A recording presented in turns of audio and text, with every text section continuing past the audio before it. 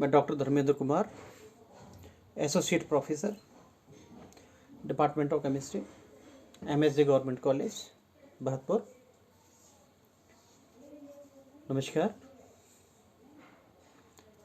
आज हम अध्ययन करेंगे stereo chemistry part 4 optical activity. हम जानते हैं कि कार्बनिक रसायन में जो ऑर्गेनिक कंपाउंड है उनके आइडेंटिफिकेशन में या पता लगाने में या उनके किस तरह की ऑप्टिकल नेचर है उसके पता लगाने के लिए स्टीरियो केमिस्ट्री बेहद ही इम्पोर्टेंट एक शाखा है केमिस्ट्री की।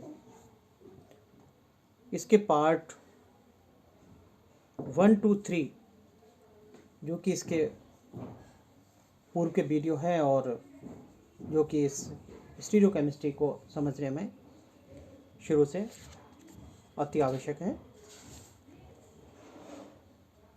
आज हम इसमें समझेंगे कि ऑप्टिकल एक्टिविटी यानी कि दुर्बल घूर्णकता क्या होती है और इसका प्रकाशिक समावयवता में किस प्रकार का योगदान होता है। दुर्बल घूर्णकता या ऑप्टिकल एक्टिविटी का तात्पर्य है कि किसी यौगिक द्वारा समतल ध्रुवित प्रकाश यानी कि प्लेन पोलराइज्ड लाइट के तल को घुमा देना दुर्बल घूर्णकता कहलाता है। और इसका सीधा संबंध किरणता से होता है। जैसा कि हम पूर्व में बात कर चुके हैं कि किसी भी यौगिक के कायरल होने के लिए जरूरी है कि वो अणु असममित हो,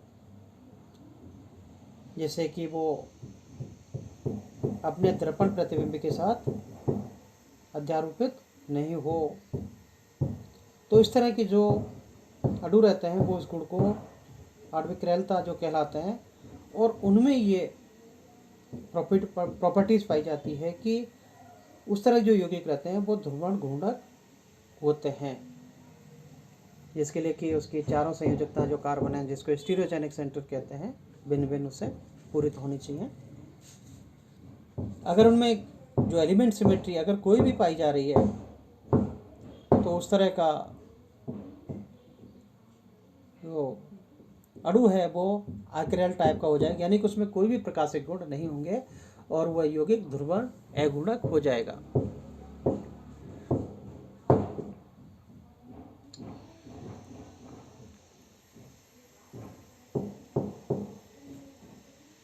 ध्रुवण गुणकता को समझने के लिए जरूरी है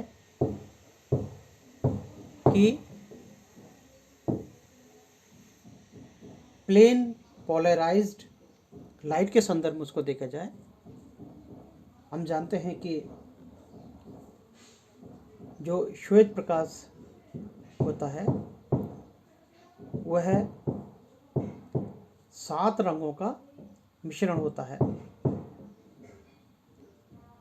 यदि इसे किसी प्रिज्म में से गुजारा जाए तो ये 7 रंग अलग अलग स्पेक्ट्रम बनाते हैं। यदि इनमें से किसी एक रंग का प्रकाश लिया जाए तो वह एक वर्णीय प्रकाश कहलाता है, यानी कि मोनोक्रोमेटिक लाइट कहलाता है। जैसे अगर एग्जांपल के तौर पर लें तो सोडियम लैंप से प्रकाश प्राप्त होने वाला प्रकाश भी एक वर्णीय यानी कि पीले रंग का प्रकाश होता है।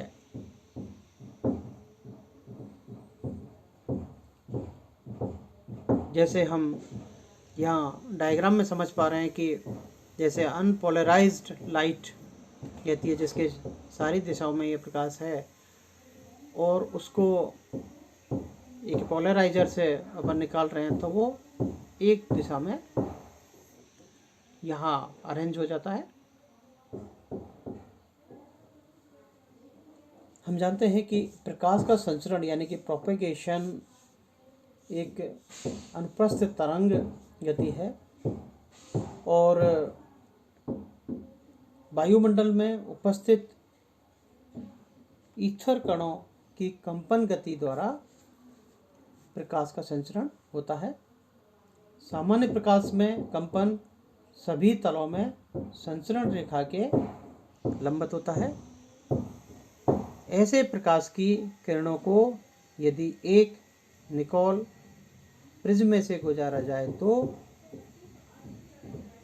निर्गत किरणें यानी कि इमर्ज रेज केवल एक ही तल में कणों को कंपित कराती हैं। इस प्रकार का प्रकाश जिसके कारण माध्यम के कणों का कंपन केवल एक ही तल में होता है समतल ध्रुवित प्रकाश यानी कि प्लेन पोलराइज्ड लाइट कहलाता है। और इस तल को ध्रुवण तल यानी कि प्लेन ऑफ पोलराइजेशन कहते हैं। और निकोल प्रिज्म में एक पोलराइजर की भांति कार्य करता है। जैसे नीचे के डायग्राम में हम देख पा रहे हैं कि जब इस प्लेन पोलराइज्ड लाइट को निकोल प्रिज्म में से गुजारते हैं तो वो समतल ध्रुवित प्रकाश को बना देती है और फिर उसको किसी ध्रुवण घूर्णक यौगिक से गुजारा जाए तो वो प्रकाश को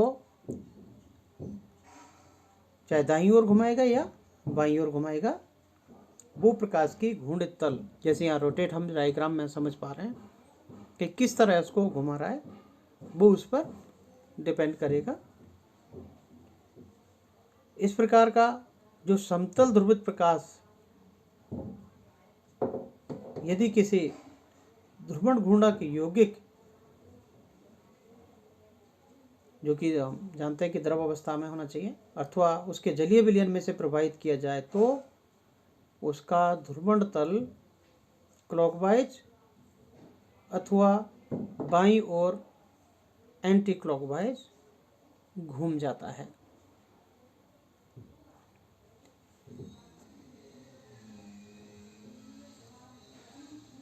जब ध्रुवित प्रकाश का तल दाईं ओर घूम जाता है तो यौगिक दक्षिण ध्रुव घूर्णक यानी कि डेक्स्ट्रो रोटेटरी कहलाते हैं। और यदि ध्रुवित प्रकाश का तल बाईं ओर घूम जाए तो यौगिक वाम ध्रुव घूर्णक या लिबो रोटेटरी कहलाता है। इन्हें क्रमशः अगर चिन्हों के द्वारा देखा जाए तो स्मॉल डी अथवा उसको प्लस साइन के द्वारा या स्मॉल एल अथवा माइनस साइन के द्वारा दर्शाया जाता है।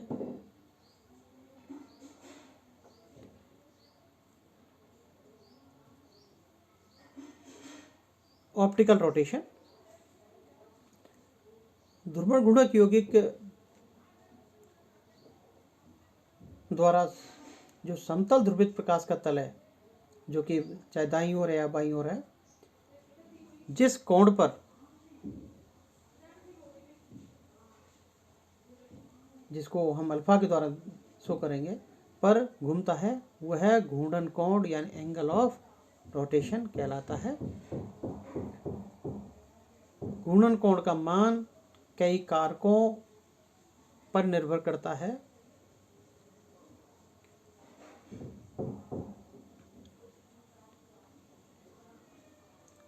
ऑप्टिकल रोटेशन को हम दूसरे शब्दों में ऑप्टिकल एक्टिविटी भी कहते हैं जो किस प्रकार it is the rotation of plane polarised light when a light beam is directed through certain material. These material are known as optically active compound. The compounds that can be included in this group are called enantiomers or optically isomers. Enantiomers or optical isomers have the same arrangement of atoms but their 3D molecular structure are different from each other. Therefore, a pair of enantiomers is non-superimposable mirror image of each other. These isomers have the same chemical and physical properties except for their optical activity.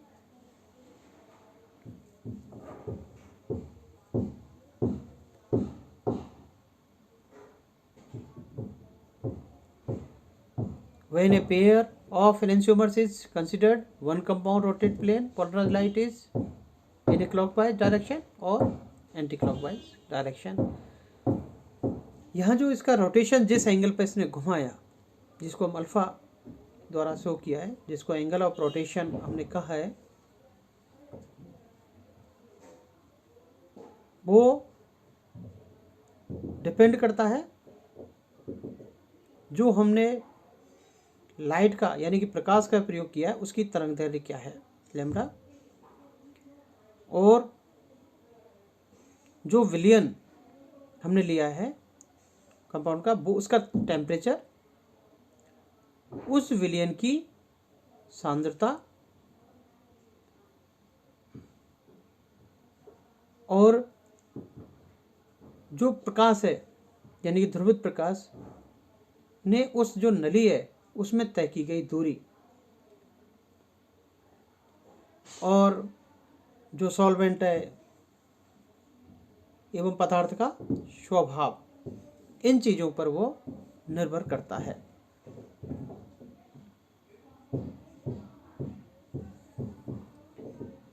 किसी यौगिक की जो rotation power है उसको हम specific rotation कहते हैं.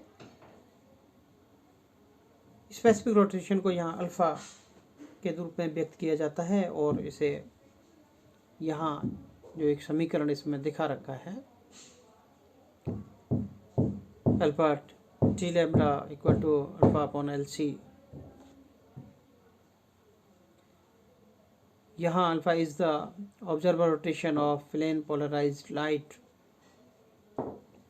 L is the path length of the light or the length of the sample cell, or C is the concentration or the density of the sample, T is the temperature, and lambda is the wavelength of the light.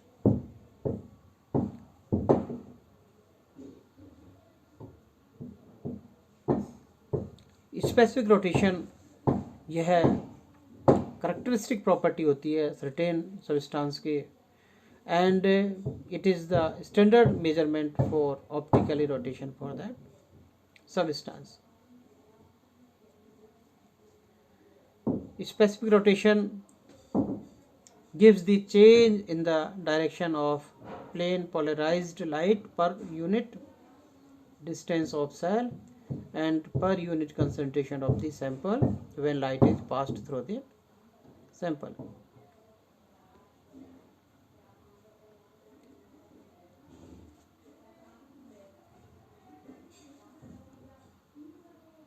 समतल ध्रुवित प्रकाश का घूर्णन alpha ज्ञात करने के लिए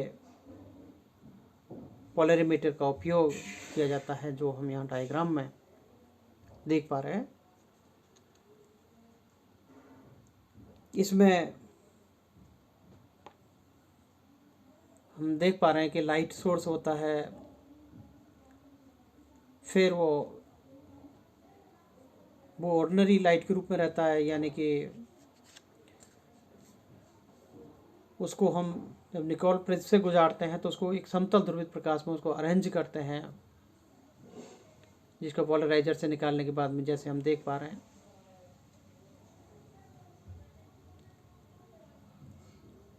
और बीच में हम देख पा रहे हैं कि ये इसमें एक सैंपल ट्यूब है जिसमें कि कायरल कंपाउंड्स को लिया हुआ है.